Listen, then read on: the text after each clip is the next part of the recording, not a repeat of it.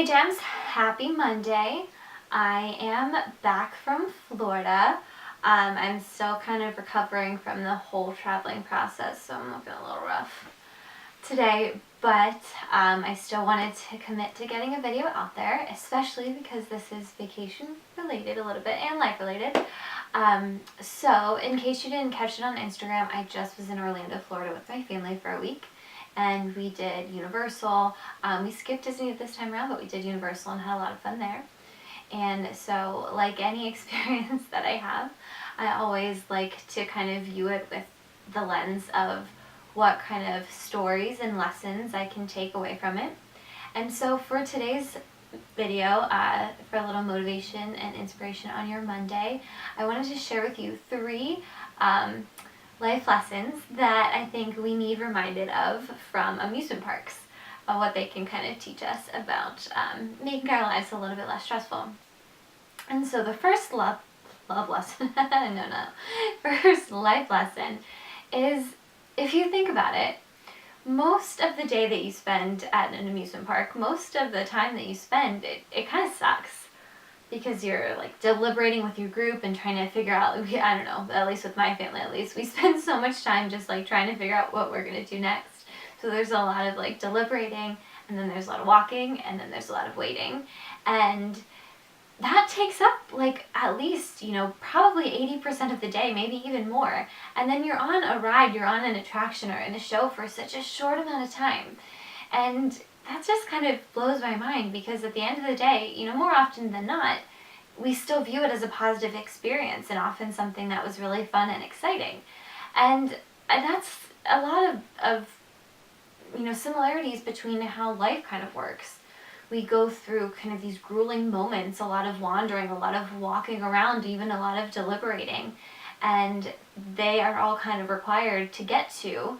A lot of waiting, there's definitely a lot of waiting. Those things are all required in order to get on the ride, in order to get to the excitement, the attraction.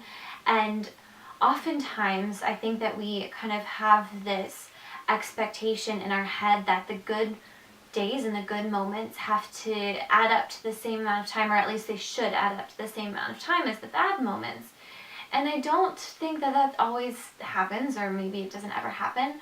And I think what we need to remember is, even though the positive moments, the exciting moments, they have a much shorter kind of time span, a lot shorter of a lifespan, but they're so much more powerful in those few moments. And we have to remember that when we're kind of taking inventory of our days and of our experiences.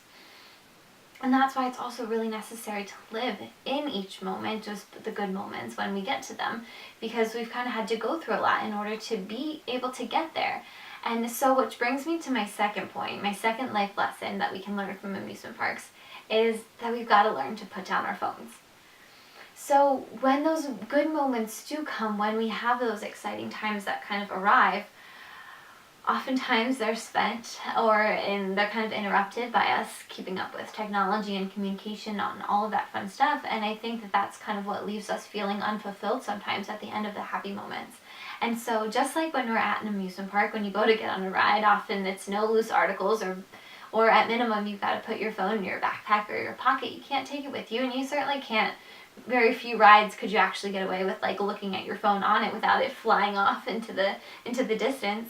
And so when we get on a ride, when we get to a really exciting attraction in our lives, we got to remember to put the phone down.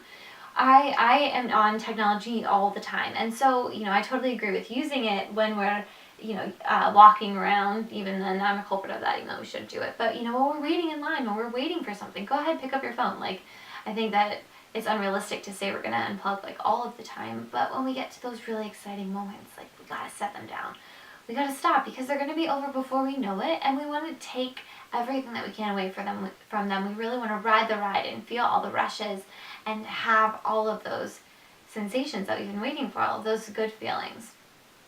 And so my last thing, and this is probably the most important life lesson I think to take away from all of this, is that we just can't do it all. We simply can't.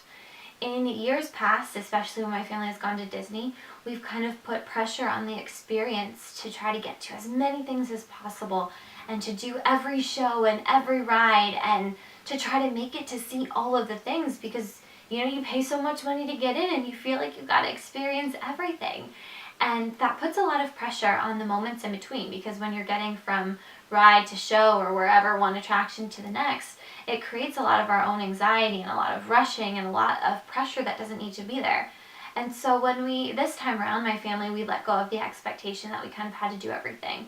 And we went about our trip with a little bit more kind of ease and leisure, and just did whatever we wanted, or kind of did whatever was around us at the moment, or whatever my little sister wanted to do, without feeling like we had to see and do everything. And it really lifted a lot of that stress away that can sometimes come when, even during good experiences. And it made the trip a little bit more smooth and more enjoyable, I think, for everyone, to not have to feel like we were rushing all the time, because we rush enough at home. We don't want to rush when we're on vacation. And so we don't have to do it all. We don't have to see everything. We don't have to jump into all of the exciting rides, and we don't have to get through them all at one time frame. You know, it's okay to not do certain things. It's okay to say no to even good, positive experiences that would excite us. We can turn them down simply because they're not in the right area of our lives, or it's okay to say no to something simply because you don't want to be rushed. And I really learned that lesson hard this trip, that okay, maybe this can still be fulfilling and exciting and wonderful without having to do all of the things. And so I look forward to kind of applying that to other areas in my life.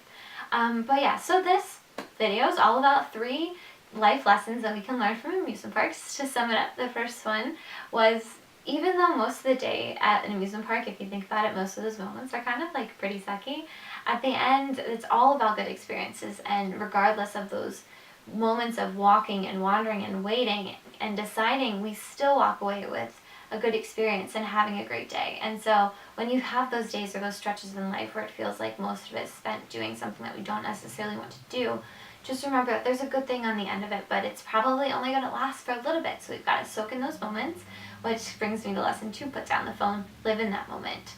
Use our technology and all of our connected devices when we're waiting in line or waiting for something to happen, and then when it gets there, we've got to be fully there. And then the third thing was, we don't have to do everything. You can take your time, you can say no, you can just be in the moment that you want to be in without having to jump to every single thing around you, or to rush over to the other end of life to try to see whatever it was or to do whatever it was. And it's okay to not do it all.